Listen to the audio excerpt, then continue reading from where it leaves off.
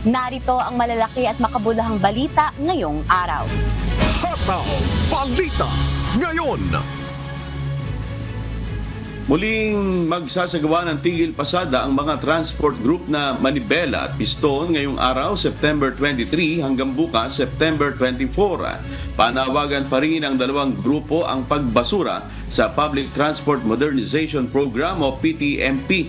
Bukod dito, nais din nilang hilingin ang pagpapatigil sa sapilitang franchise consolidation, pagpapalawig ng prangkisa ng mga PUB operator at ang paglilipat ng pondo mula sa PUB Phase-Out Program patungo sa rehabilitasyon ng tradisyonal na jeepney.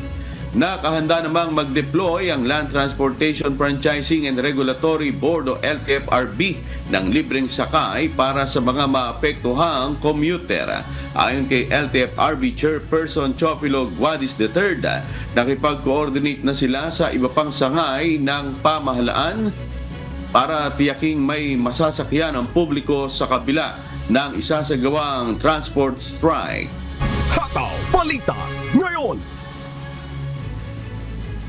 Tinayuhan ng Embahada ng Pilipinas sa Beirut ang mga Pilipino na lumikas habang may mga commercial flight pang available sa gitna ng patuloy na kaguluhan sa pagitan ng Israel at Hezbollah. Partikular na apektado ng gulo ang hilagang bahagi ng Israel at timog ng Lebanon.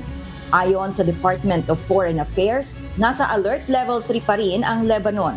Ibig sabihin, nananatiling voluntaryo ang repatriation. Hinihikayat din ang mga Pilipino na makipag-ugnayan sa Embahada ng Pilipinas at Department of Migrant Workers Office sa Lebanon para sa karagdagang impormasyon. Hataw Balita ngayon. Nag-deploy na ang Pilipinas ng mga asset mula sa Philippine Coast Guard at Armed Forces of the Philippines sa Escoda Shoal kapalit ng BRP Teresa Magbanwa na sumailalim ngayon sa repair. Ayon sa National Maritime Council o NMC, patuloy na pinapanatili ng bansa ang presensya nito sa rehiyon sa kabila ng mga tensyon sa mga aksyon ng China. Bilang bahagi ng kanilang estratehiya, nag-adjust ang Pilipinas sa kanilang operational concept upang mas maayos na masubaybayan ang mga galaw ng mga barko ng China. Hataw Balita ngayon. Nakatakdang isumite ng Philippine National Police o PNP ang opisyal na medical findings ni Kingdom of Jesus Christ o KOJC leader Apollo Kibuloy sa Pasig Regional Trial Court.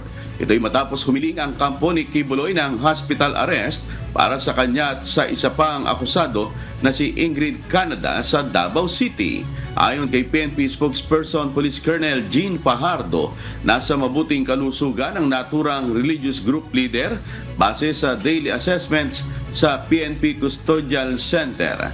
Naharap si Kibuloy sa mga kaso ng human trafficking at child exploitation. Hataw Balita ngayon. Naglabas na ng kautusan ang Pasig Regional Trial Court para ilipat ng kulungan si dismissed Mayor Alice Go. Ngayong araw, September 23, nakatakdang dalhin si Go mula sa PNP Custodial Center sa Camp Crame patungo sa female dormitory sa Pasig City Jail.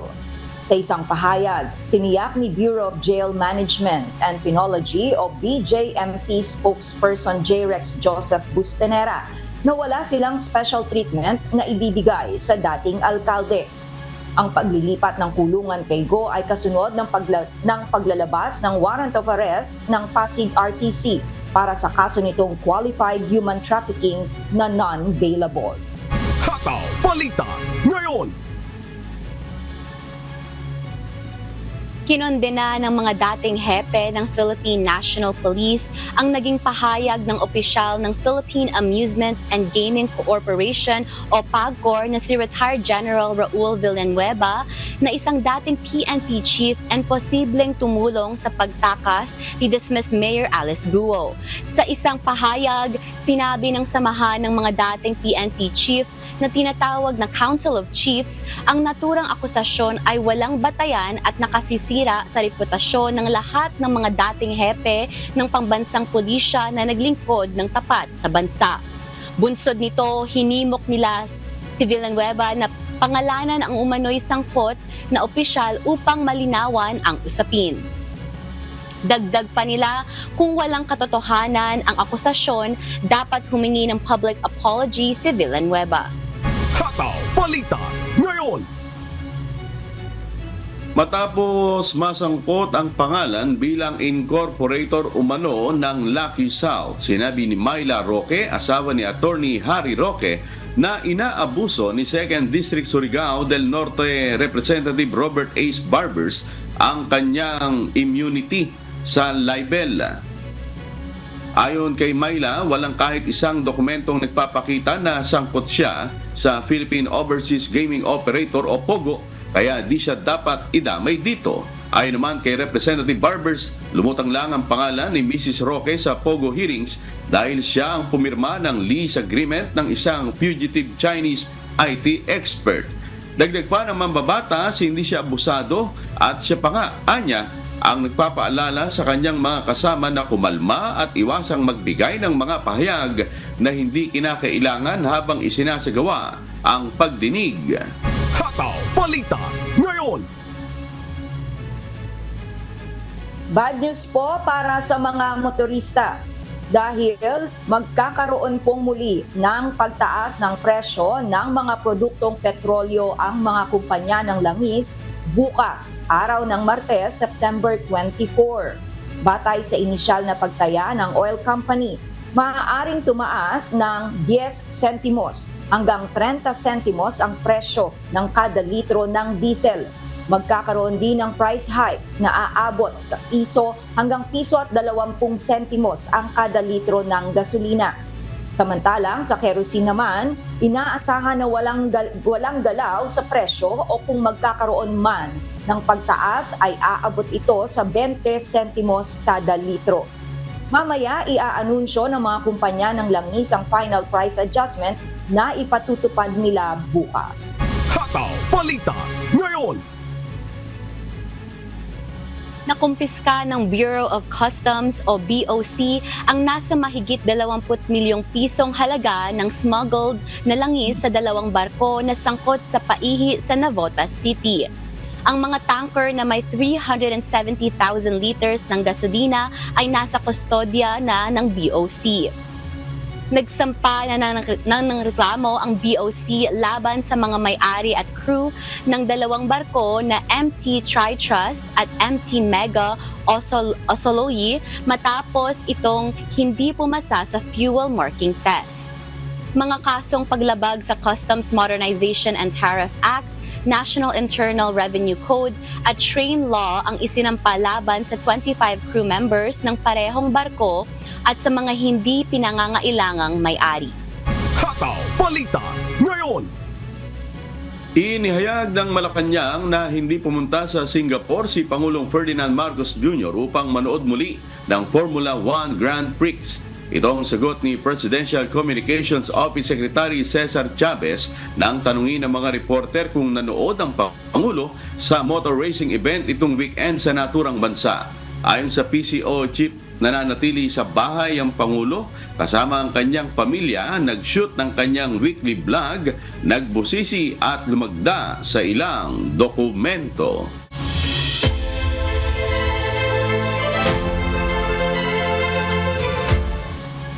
Aabuti ng 2 hanggang 3 buwan ang pagkukumpuni sa BRP Teresa Magbanwa matapos itong makailang ulit na banggain ng mga barko ng China. Pagbalik mula sa Escoda Shoal, kasalukuyang nasa Danao, Cebu ang BRP Teresa Magbanwa kung saan isinasagawa ang repair sa malalaking butas at UP nito. Wala namang gagastusin ang pamahalaan sa nasabing repair dahil under warranty pa ito. Bukod sa BRP Teresa Magbanwa, under repair din ang ilan pang barko ng PCG na BRP Bagakay at BRP Cape Engaño na kapwa binunggutin ng mga Chinese ship sa Escoda Shoal. Hataw Balita ngayon. Nakahanda na ang selda sa female dormitory sa Pasig City Jail na paglilipatan kay dismissed Mayor Alice Go. Ayon kay Bureau of Jail Management and Penology o BJMP spokesperson Superintendent J. Rex Bustanera, makakasama ni Go sa selda ang isa sa mga co-accused ni Kingdom of Jesus Christ o KOJC leader Apollo Kibuloy na nakakulong din sa Pasig City Jail. Tiniyak naman ng BJMP na nagdagdag na sila ng tauhan na sasama sa dating alkalde sakaling a-attend ito sa mga hearing. Hataw Balita ngayon. Nailipat na ng Philippine Coast Guard sa Bureau of Immigration ang kustodya ng 7 Chinese national na nahuli ng PCG noong 1 linggo sa Navotas City. Matatangdaang nahuli ng PCG sa nasabing lungsod noong September 16 ang mga Chinese national at isang Filipino-Chinese na undeclared at walang working visa na nasa loob ng MV Sangco Uno, isang dredging vessel na nag-ooperate sa Mindoro at Manila Bay. Sinampahan ng paglabag sa Commonwealth Act 613 Section 37A7 na tumutukoy sa iligal na pagpasok ng mga dayuhan sa bansa at Act 2711 Section 69 na may kinalaman naman sa immigration violation. Mananatili ang 7 sa kustodya ng BI habang ipinagpapatuloy ang prosesong legal laban sa mga ito. Hataw Balita ngayon. Wala munang face-to-face classes ang ilang paaralan at universidad sa Metro Manila at kalapit na probinsya dahil sa isasagawang transport strike ngayong araw September 23. Magsasagawa ng online classes ang lahat ng mag-aaral sa Adamson University, Arellano University, Colegio de San Juan de Letran sa Maynila, Concordia College Manila Far Eastern University, Makati at Manila Campus at University of Perpetual Help sa Las Piñas City. Suspendido rin ang face-to-face classes sa De La Salle College of St. Benilde sa Maynila at Antipolo kasamang Senior High School at Depth School. Gayun din ang Senior High School, Undergraduate at Graduate level sa De La Salle University Manila at Laguna Campuses. Online classes din muna ang gagawin sa basic education sector ng Don Bosco Technical College, sa Senior High School at College ng Mapua University sa Intramuros at Makati Campus, at Senior High School sa St. Paul University, Manila.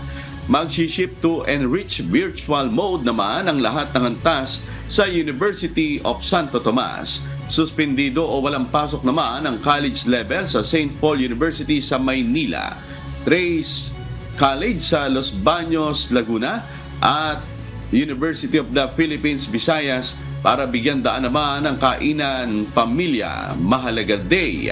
Nauna nang nag-anunsyo ang Malacanang ng suspensyon ng pasok sa mga opisina ng pamahalaan mula alas 3 ng hapon ngayong araw bilang pakikiisa sa pagdiriwang ng kainang pamilya Mahalaga Day. Hataw Balita ngayon.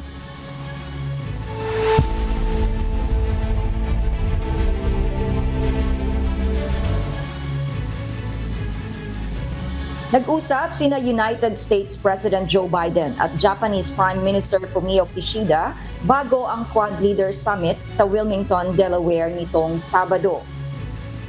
Sitwasyon sa South China Sea at Taiwan. Ilan sa issue ng diskusyon ayon sa White House. Mula sa Maryland, USA, may humahataw na balita si Lea Salar live. Hataw Balita ngayon. Ay Lea, ano pa ba ang ibang detalye ng pag-uusap nila? Nina, nababahala ang leader ng dalawang bansa sa coercive at destabilizing activities ng China sa South China Sea. Sa kabila nito, hangad nila na mapanatili ang kapayapaan sa Taiwan Strait. Nakatuon din sila sa pagpapaunlad ng teknolohiya tulad ng AI at semiconductors. Pinuri ni Biden si Kishida sa pagsuporta nito sa Ukraine at pakikipagtulungan sa South Korea. Gayon din ang pagiging visionary and courageous ng Prime Minister sa nakalipas na 3 taon. Ayon pa sa White House, si Kishida ang naging dahilan kung bakit napatatag ng Japan ang defense capabilities nito at nakatulong sa posisyon ng bansa sa world affairs. Naganap ang pagpupulong 4 na oras bago ang 4-way summit ng Quad Group kasama ang mga leader ng Australia at India. Balik sa iyo, Nina. Leia, ano naman ang posisyon ng ibang politiko sa Estados Unidos sa ukol sa Japan? Nina, itinuturing na indispensable ally ang Japan hindi lamang ng Biden administration, kundi pati mayorya ng mga Democrats at Republicans. Bagaman gayon, tutol sina President Biden at Vice President Kamala Harris sa plano ng Nippon Steel Corp ng Japan na bilhin ang United States Steel Corp dahil sa malakas na labor union na nasa isang critical battleground state para sa eleksyon sa Nobyembre. Gayon din ang posisyon ni Republican presidential candidate Donald Trump. Sinabi naman ni Kishida na malaki ang naitulong ng kanyang bansa sa ekonomiya ng US dahil sila ang pinakamalaking investor. Nais din niyang patuloy na mapalakas ang kooperasyon ng dalawang bansa. Nina? Salamat, Leia Salar mula sa Maryland, USA. Hataw Balita ngayon. Itinanggi ng American Ambassador ang paratang ni Mexican President Andres Manuel Lopez Obrador na may kinalaman ang Estados Unidos sa nangyayaring karahasan sa bansa. Mula sa Winnipeg, Canada, may humahataw na balita si Miguel Moldes live. Hataw Balita ngayon. Good afternoon sa inyo, Miguel. Saang particular sa Mexico ba laganap ang karahasan? Yes, Oralin, patuloy na lumalaganap ang karahasan sa kanlurang estado ng Sinaloa sa Mexico kung saan dalawang paksyon ng makapangyarihang Sinaloa cartel ang naglalaban. Mahigit 50 tao na ang nasawi sa intra-cartel war sa loob ng isang buwan. Ang alitang ito ay nag-ugat sa pagkakaaresto sa Amerika ni Ismael El Mayo Zambada na isang high-profile trafficker. Samantala, itinanggi ni US Ambassador to Mexico na si Ken Salazar na sangkot ang mga opisyal ng Amerika sa pagkidnap kay Zambada. Sa huling tala ay 53 tao na ang namatay at 51 naman ang nawawala bunsod ng karahasan sa Sinaloa, Mexico. Balik sa inyo, Oralin.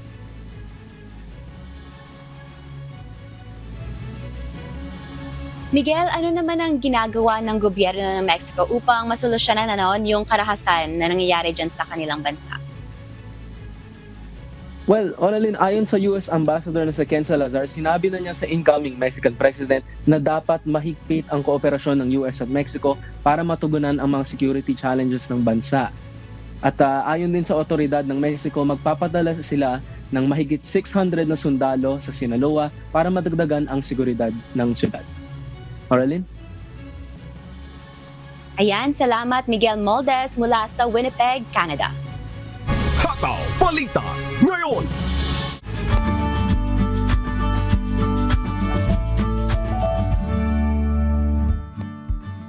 Alamin ang magiging lagay ng panahon sa iba't ibang bahagi ng bansa ngayong araw ng Lunes. Panoorin po natin ang update mula sa Philippine Weather Bureau Pag-asa. Tuloy na pong humina ang southwest monsoon sa ating bansa. Easterlies ang nakakapekto ngayon sa silangang bahagi ng ating bansa. Ang easterlies, ito yung mainit na hangin galing sa dagat Pasipiko. At wala po tayong binabantayan na bagong low pressure area o bagyo sa loob ng ating Philippine Area of Responsibility. At para sa ating lagay ng ating mga karagatan, wala tayong gale warning ngayong araw. Pero asahan pa rin ang mga moderate to rough seas sa northern at sa western section ng Northern Luzon. Sa ibang dako, banayad hanggang sa katamtaman ang ating pag-alon. Kaya safe naman pong pumalaot ang ating mga kababayan sa buong kapuluan. Ang araw po sisikat sa ganap na 5:45 ng umaga at ang araw lulubog mamayang 5:51 ng hapon. At napanood po natin ang update mula kay Pag-asa Weather Specialist Alzar Aurelio. Tandaan, sa bawat araw na ating nasisilayan, tayo magpasalamat sa Diyos na may lalang.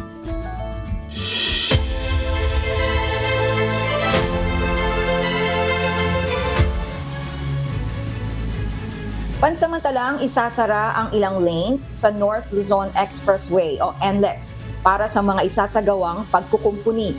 Ayon sa NLEX Corporation, Isasara ang Lane 1 sa Balagtas northbound bago makarating ng Tabang exit sa Bulacan mula ngayong araw na ito, September 23 hanggang 27, para sa gagawing gantry installation. Sarado rin ang Lane 1 sa Mapulang Lupa southbound sa Valenzuela mula bukas September 24 hanggang Biyernes September 27. Isasara rin maging ang leftmost lane sa kahabaan ng NLEX Torres Bugalyon Bridge northbound area bago ang NLEX Harbor Link Interchange. Samantala, inanunsyo rin ng NLEX Corporation na dahil sa isasagawang repair sa Abacan Bridge sa Angeles, Pampanga, ay isasara muna ang bahaging ito ng kalsada mula ngayong araw hanggang sa October 5. Hataw Balita ngayon. Itinalaga ng Malacanang si Justice Undersecretary Jessie Hermogenes Andres bilang bagong pinuno ng Energy Regulatory Commission o ERC, kasunod ng suspension ni ERC Chief Mona Lisa Di Malanta.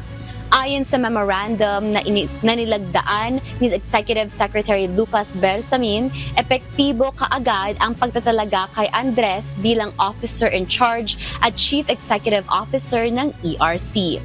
Nauna nang sinuspindi si Di Malanta matapos maghain ng reklamo ang National Association of Electricity Consumers for Reforms Incorporated o NASICOR, na nag-akusa sa kanya ng pag-abuso sa autoridad at pagbababaya.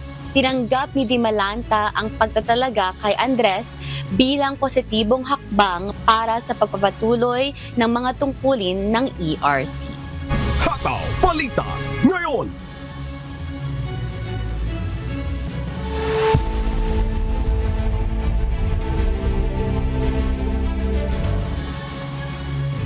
Bagyang nakabawi na ang 0.2% ang Canadian dollar sa merkado ngayong linggo bunsod ng mataas na retail sales sa bansa. Nananatili ring matatag ang performance nito kumpara sa US dollar. At mula sa Edmonton, Canada, may humahataw na balita si Jeffrey Cos live. Hataw Balita ngayon. Jeffrey, bukod sa pagtaas ng retail sales, ano pa ang top contributor sa bahagyang paglakas ng Canadian dollar sa merkado? Sherwin, malaking tulong sa pag-angat ng performance ng pananalapi ng Canada ang pagtaas sa demand ng langis na siyang pangunahing produkto ng bansa. Umabante ng 0.5% o $72.5 ang presyo ng crudo kada bariles. Bagamat halos hindi nabago ang trading sa pagitan ng US at Canadian currency, ay nagresulta naman ito sa 0.2% gain ngayong linggo. Umabot naman sa 0.9% ang itinaas ng retail sales noong Hulyo, mas mataas ng bahagya kumpara sa 0.6% na projection. Samantala, ayon kay Sean Osborne, Chief Currency Strategist sa Scotiabank, ang datos ay maaaring makatulong upang malimitahan ang pagtaas ng US dollar. Sherwin? Jeffrey, yung inflation rate sa Canada, ilang porsyento na? Sherwin, bahagyang bumaba sa 2% ang inflation rate sa bansa noong nakaraang Agosto dahil sa pagbaba sa presyo ng langis. Sherwin? Alright, maraming salamat, Jeffrey Cos mula sa Edmonton, Canada. Hataw Balita ngayon. Nababalot ng takot ang ilang ethnic minority sa katimugang rehiyon ng Bangladesh kasunod ng mga sagupaan kung saan 4 na tao ang nasawi at 12 naman ang sugatan. Ito ang humahataw na balita ni Early Briones. Hataw Balita ngayon.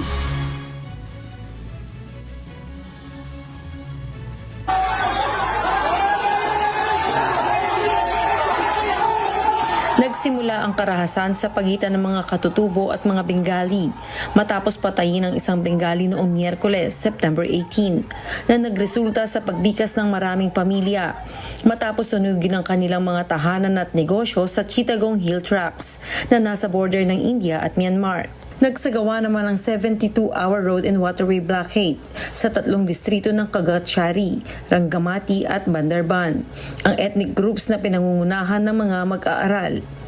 Lumikas din ang maraming pamilya sa Kagaratsari at Rangamati dahil sa umiiral na tensyon sa kanilang lugar. Ang interim government na pinamumunuan ni Nobel Peace Prize laureate Muhammad Yunus ay nagpahayag ng matinding pagkabahala sa nangyayaring kaguluhan. Inatasan ni Yunus ang lahat ng security forces na bantayan ang kaligtasan ng lahat. Samantala, 2 araw matapos ipatupad ang Section 144 dahil sa mga marahas na sagupaang naganap sa lugar ay inalis na ito kahapon, September 22. Ang Section 144 ay bahagi ng Code of Criminal Procedure na nagbabawal sa pagtitipon ng 5 o higit pang tao, pagdaraos ng mga pampublikong pagpupulong at pagdadala ng mga armas. Binibigyan din ito ang ehekutibong mahistrado ng kapangyarihang maglabas ng agarang utos sa panahon ng kaguluhan at panganib.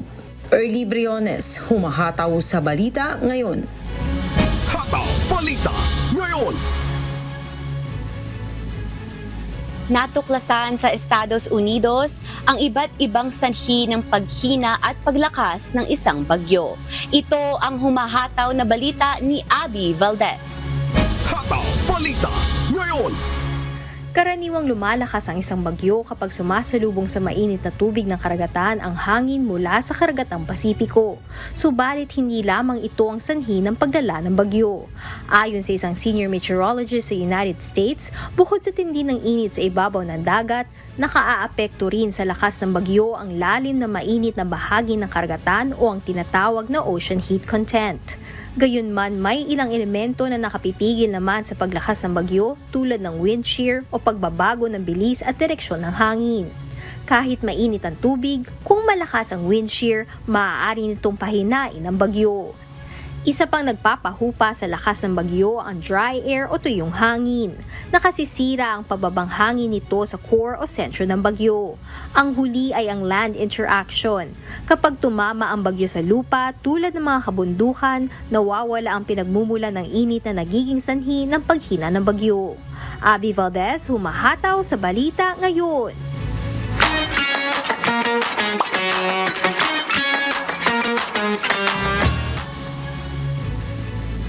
Sa Philippine Weave Experience na handog ng Hibla, Philippines sa Tokyo, Japan sa darating na October 5. Samantala, magkakaroon naman ng information session para sa mga kababayan natin sa Germany higil sa mga pagbabago sa Skilled Immigration Act ng bansa. Ito ang humahataw na balita ni Lynn Perez. Hataw Balita ngayon. Sa kabayan, mag-extend ang Philippine Consulate sa Toronto ng operating hours nito upang magbigay daan sa overseas voting registration sa huling linggo ng Setyembre. Bukas ang konsulado mula September 23 hanggang 27, alas 9 ng umaga hanggang alas 6 ng gabi, at magbubukas din ito sa linggo September 29 mula alas 9 ng umaga hanggang alas 2 ng hapon. Hindi na kinakailangan ng appointment para mag-register kaya't maaaring mag-walk-in sa Philippine Consulate sa Toronto sa mga nasabing oras. Magsasagawa naman ng Consular Outreach Mission sa Montreal, Canada sa September 28 at 29, alas 8 ng umaga hanggang alas 5 ng hapon sa Holiday Inn Montreal, Centerville. Ilan sa mga serbisyong ipagkakaloob ay ang passport services, legalization of documents, overseas voting registrations at iba pa. Para sa listahan ng mga requirements at iba pang impormasyon na ibumisita lamang sa official Facebook page ng Philippine Embassy sa Canada sa facebook.com/PH in Canada. Iniimbitahan naman ang mga kababayan natin sa Tokyo, Japan sa Philippine Weave Experience. Gaganapin ito sa October 5, alas 2 ng hapon sa Philippine Embassy sa Tokyo. 70 participants lamang ang maaaring lumahok at mag-register na sa pamamagitan ng pag-scan sa QR code na matatagpuan sa official Facebook page ng Philippine Embassy sa Japan sa facebook.com/PHL in Japan.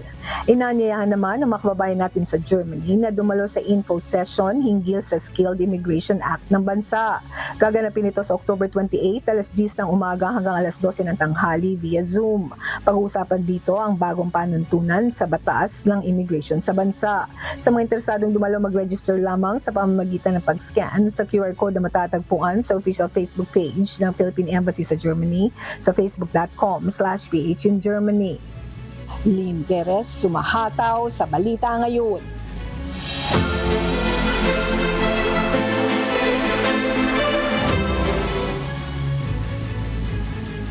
Isang emergency medical responders course at training on trainers ang isinasagawa sa Cagayan de Oro City para sa future instructors ng UNTV News and Rescue sa Mindanao Region. Si Weng Fernandez, humahataw. Hataw Balita ngayon.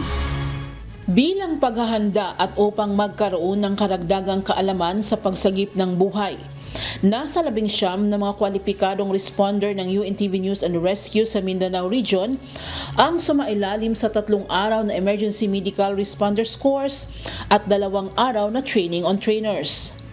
Ang mga nasabing responder ay mula pa sa Tagum City, Davao City, General Santos City, Butuan City, Cagayan de Oro City at Zamboanga City.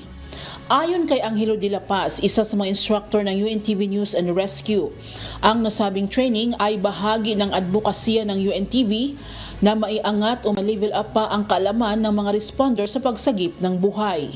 Unang-una po, meron po tayong tinatawag na Emergency Medical Responders Course. So dito po ay isa ito dun sa Ladderers Training Program ng UNTV News and Rescue na dito po ay nagkakaroon tayo ng mas in-depth na pagsasanay, ng lectures, ng mga skills patungkol sa papaano natin mas lalong mapapabuti yung pag-handle natin at pag-treat natin doon po sa mga pasyente natin.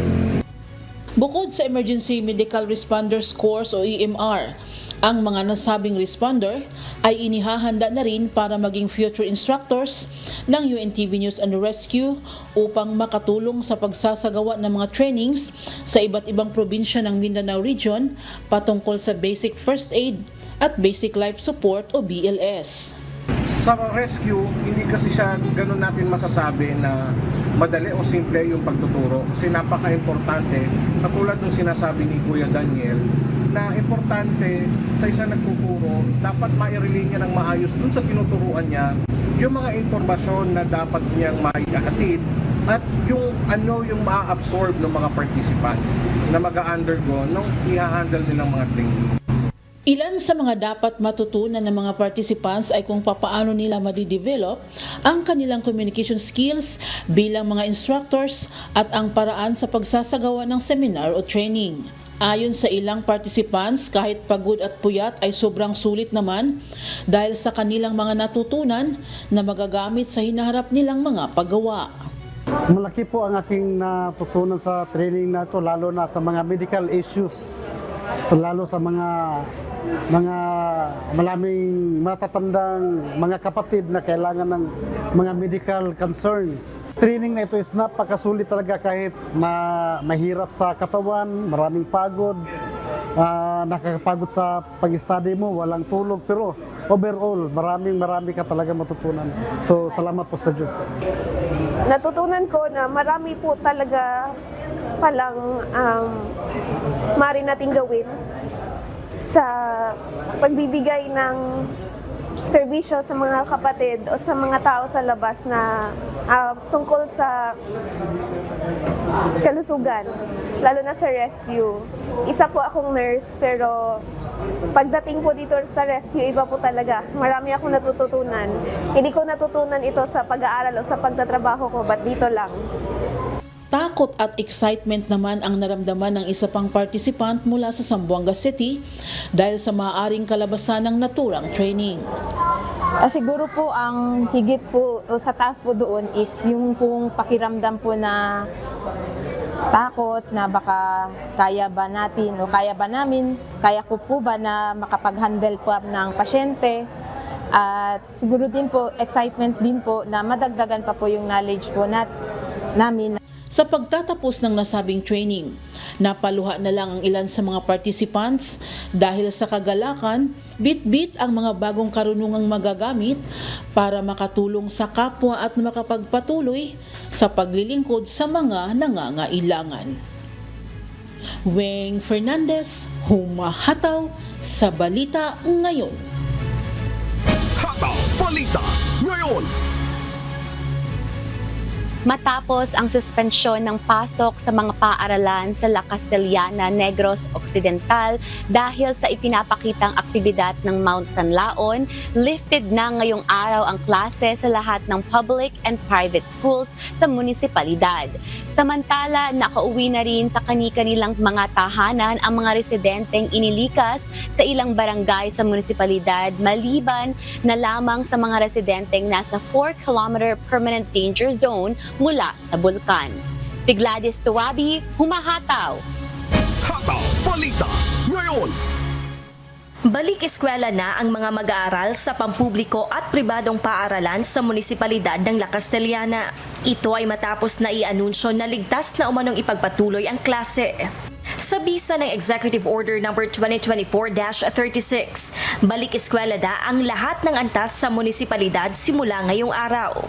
Sa naturang EO, sinasabing nananatiling lokal lamang ang banta ng Bulkang Canlaon at maaaring magpatupad ng sapat na safety protocols upang matiyak ang kaligtasan ng mga estudyante at guro na hindi nakukompromiso ang educational activities. Sa pagbabalik ng klase, ang bawat paaralan ay kailangang magpatupad ng safety at contingency plans batay sa nakasaad sa EO. Kinakailangang mayroon itong koordinasyon sa Municipal Disaster Risk Reduction and Management Office para makakuha ng real-time updates sa aktibidad ng bulkan.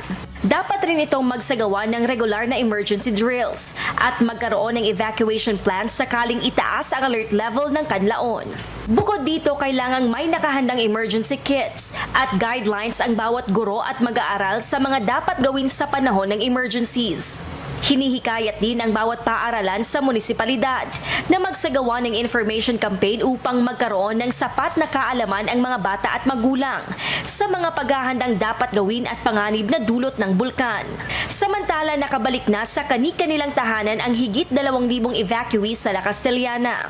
Sa ulat ng La Castellana Municipal Police Station, tanging 30 individual na lamang ang naiwan sa Barangay Masulog dahil ang kanilang mga bahay ay nasa 4-kilometer permanent danger zone ng Mount Canlaon. Gladys Tuwabi, humahataw sa balita ngayon. Hataw Balita ngayon. Hindi na maantala ang konstruksyon sa DRT San Jose del Monte Bypass Road Project ng Department of Public Works and Highways o DPWH. Ito'y matapos na masolusyonan ang problema sa right-of-way issue sa lugar. Si Nestor Torres, humahataw. Hataw Balita ngayon. Naresolba na ang problema sa right-of-way ng San Jose del Monte, Doña Remedios Trinidad o SJDM-DRT Bypass Road Project. Ang proyekto ng Department of Public Works and Highways na halos 9 na buwang nabinbin. Hindi na maantala ang Phase 1 at Phase 9 sa gagawing tulay na magdudugtong sa dalawa. 2021 pa ito nasimulan, ngunit ayon kay Doña Remedios Trinidad Mayor Ronaldo Flores, halos 1 taon ang nawala sa timeline ng proyekto dahil sa problema sa right-of-way sa mga pribadong lupa na dadaanan. Kasi matagal nga silang napahinto dahil nagkaroon ng problema dun sa mga babayaran, mga pribadong lupa na tatamaan. Ayon naman sa general constructor ng proyekto na inatasan ng Department of Public Works and Highways, hindi lang right-of-way ang nagiging dahilan kaya hindi matuloy-tuloy ang konstruksyon. Anya, nagkaroon na ng kasunduan sa pagitan ng DPWH at may-ari ng mga tatamaang property kaugnay ng road realignment ng proyekto. Hindi po kami nakakagawa po ng dire-diretso ng mabilis. And ang lang po, lalo po pag umuulan, mahirap pong kumilos dahil gawa po nung may putik po, hindi rin po nakakakilos na maganda. Kapag natapos na ang proyekto, inaasang mapapabilis nito ng 30 minuto ang biyahe mula Doña Remedios Trinidad hanggang San Jose del Monte, Bulacan. Pag nangyari kasi ito, unang-una, napakaraming matutulungan. Una, itong lugar na ito talaga namang hindi siya develop, halos bundok, ilog. Ngayon, kung ito'y mabubuo, magiging daanan nito ng napakaraming sasakyan na po pwedeng posibleng maging tagusan papuntang bandang Igay, San Jose del Monte, tapos lakpas pa siya ng pa Fairview. So, pa Manila. Tapos, yung mga nagdinegosyo din dito, madali silang makaka-access.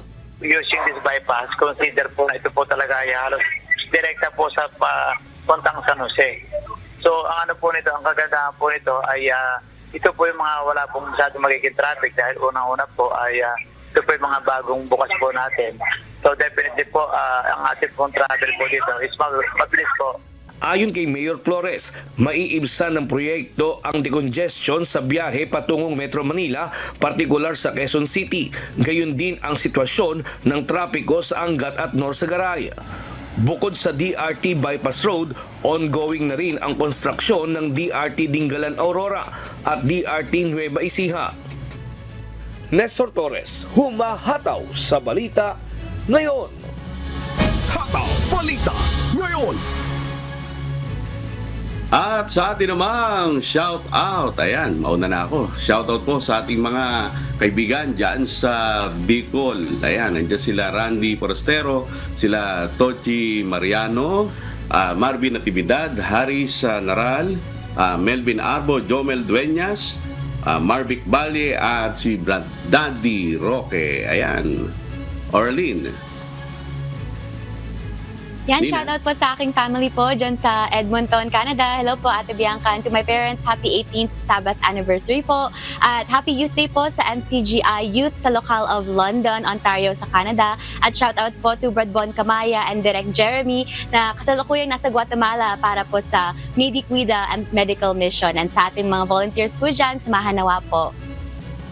Nina? Yes.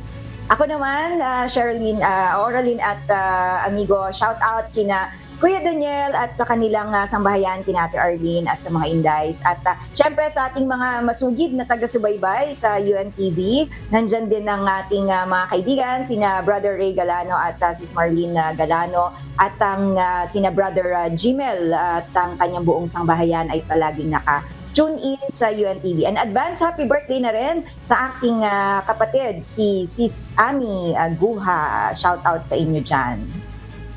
Amigo? Habol ko na rin sila Brad Jassy Mertalia, sila Brad Romy Muzares, si Lito Zamora, Brad Hener Aliparo. At syempre, ganun po kay Kuya at sa kanyang pamilya sa pagdalaw po dito sa San Pablo, Laguna at maging sa Calamba. Ayan. At ganoon din sa ating mga taga-subaybay sa buong Pilipinas at sa iba't ibang panig ng mundo. Ganoon din po sa mga tagapakinig ng Hataw Balita sa Radyo Libertad 1350. Patuloy po namin kayong inaanyayahan sa nagpapatuloy na mass indoctrination ng MCGI. Day 11 na po tayo mamayang alas 7 po ng gabi sa official MCGI social media accounts, kabilang po ang MCGI channel, ang official YouTube channel ng Members Church of God International. Patuloy rin po namin kayong inaanyayahan na makiisa sa Global Prayer for Humanity tuwing Lunes hanggang Biyernes alas 9:30 ng gabi. Ito po ay nakastream ng live sa lahat ng social o MCGI social media accounts. Ang Global Prayer for Humanity ay bukas po sa lahat, anuman ang inyong relihiyon o lahi. Mga kasangbahay, kung may mga istorya po kayong nais balikan sa Hataw Balita ngayon, pwede niyo po itong muling mapanood sa aming mga official social media account. Magtungo lamang po sa UNTV News and Rescue YouTube channel at i-click ang subscribe button. Gayon din sa aming Facebook at TikTok accounts. Mapapanood nyo rin po rito ang iba pang news programs ng UNTV, pati na ang iba pang mga videos ng nag-iisang public service channel. Kaya tara na, subscribe, like, and share. At sa aming ibabahaging mga salita ng Diyos na ating sandigan, mula sa Santiago Kapitulo 4, talatang 6. Ngunit siya ay nagbibigay ng lalong biyaya. Kaya't sinasabi ng kasulatan, ang Diyos ay sumasalangsang sa mga palalo, datapwat nagbibigay ng biyaya sa mga mapagpakumbaba.